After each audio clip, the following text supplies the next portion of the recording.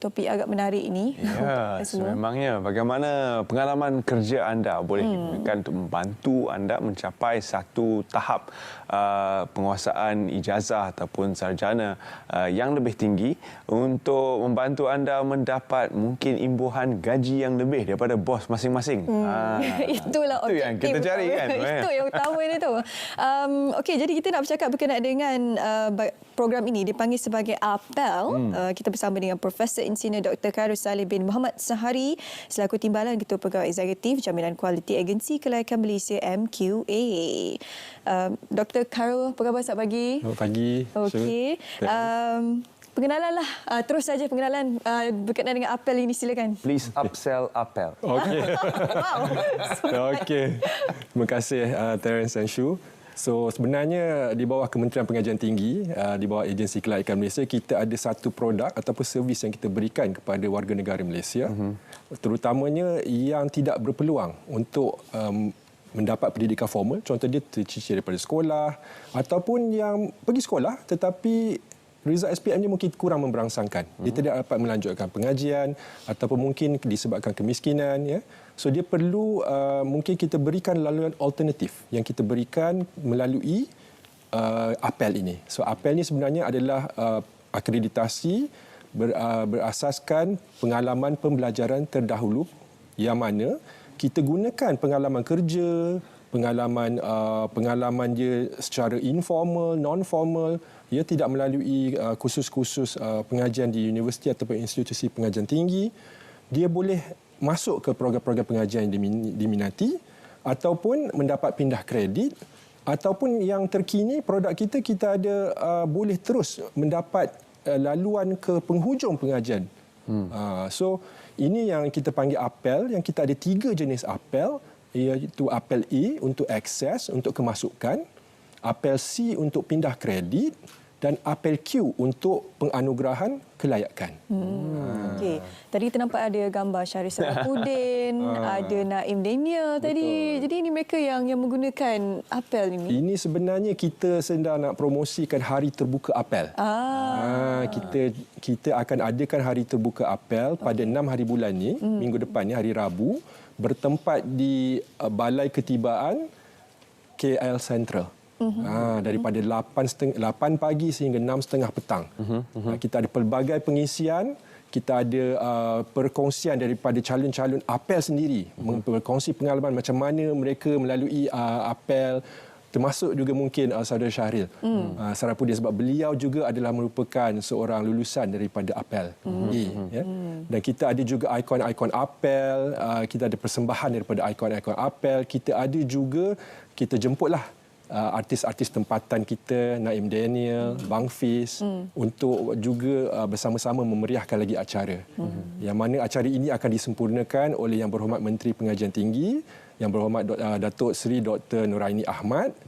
Juga ada pelancaran APEL Q, iaitu APEL yang terkini lah yang saya terangkan tadi, yang mana kalau contoh dia seorang tukang masak, tukang masak yang memang berpengalaman, dia memang contoh dia macam Gordon Ramsay.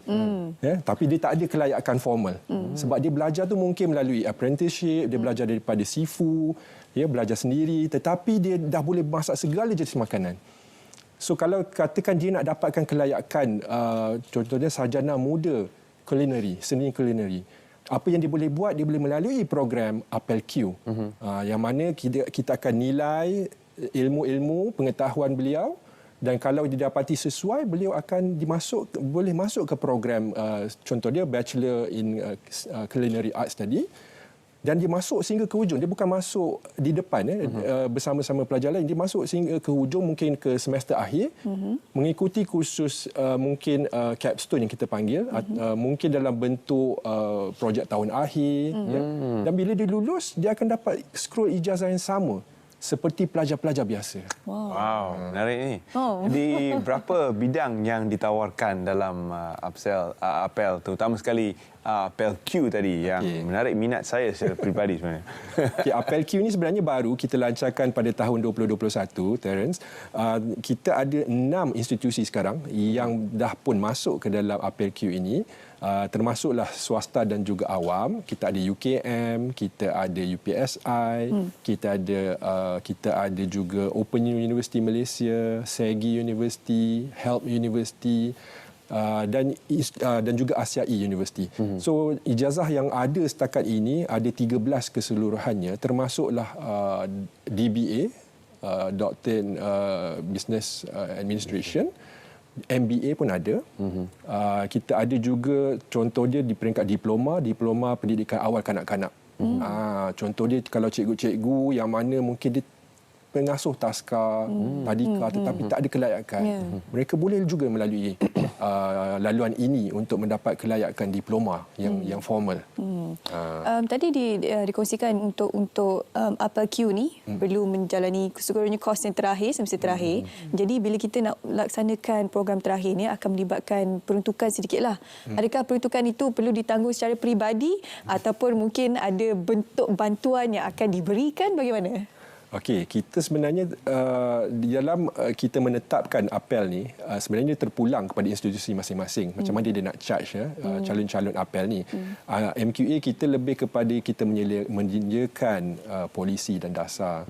Dan mana kalau contoh dia untuk apel Q tadi, calon akan dinilai sendiri oleh institusi yang dia nak mengikuti program pengajian. Okey, kalau dan dia punya penilaian yang melibatkan satunya portfolio, dia kena sediakan portfolio pengalaman beliau. Satu lagi kita ada challenge test yang mana dia akan diuji. Contoh dia kalau saya cerita tadi itu culinary kan, tukang masak mungkin dia kena sediakan masakan-masakan dan sebagainya. Beruntung bernilai. Contoh ya. Akan terus. Kemudiannya akan ada juga kita panggil field and validation visit. Mana kita pergi ke lapangan tempat calon bekerja.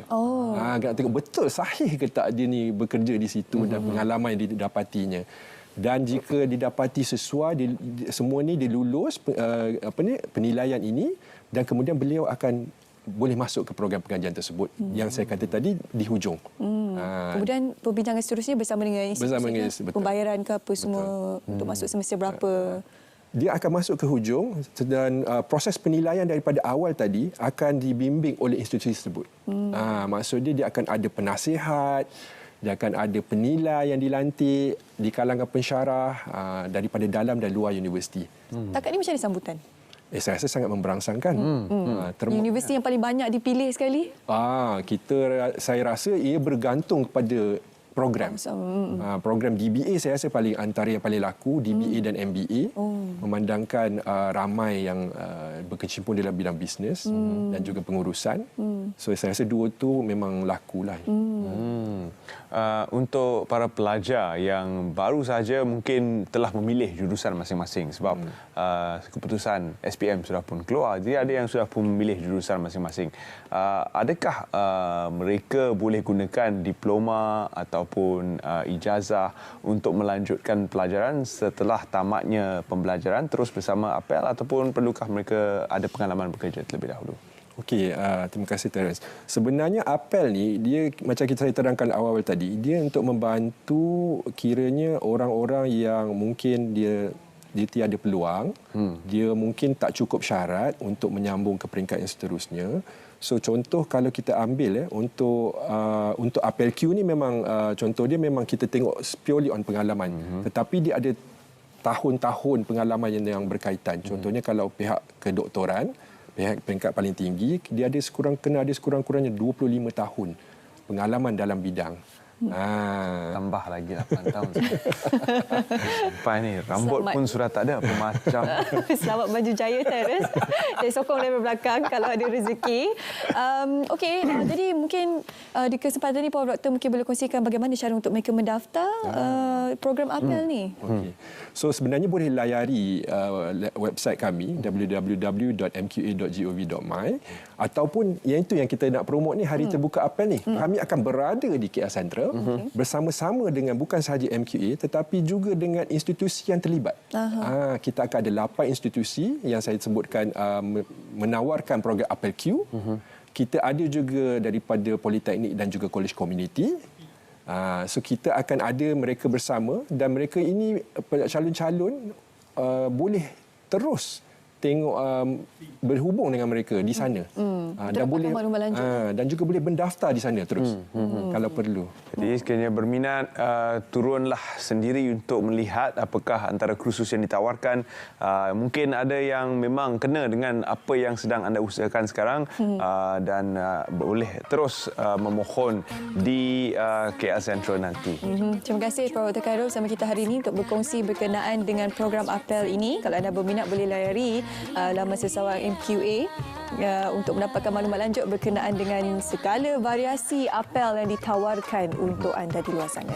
Baik, kepada penonton Selamat Pagi Malaysia, terima kasih kerana sudi bersama kami sepanjang siaran 2 jam kami pagi ini. Kepada yang ada di Kuala Lumpur, jangan lepaskan peluang untuk bersama di Matic sebenarnya dengan sambutan Bulan Koperasi dan juga Hari Koperasi Kebangsaan 2022. Tahun ini cukup meriah kerana sambutan ulang tahun ke-100 koperasi di Malaysia. Sekian sahaja daripada kami. Saya Syuhaidah Arifin. Dan saya Terence Das. Kita jumpa lagi dalam Selamat Pagi Malaysia.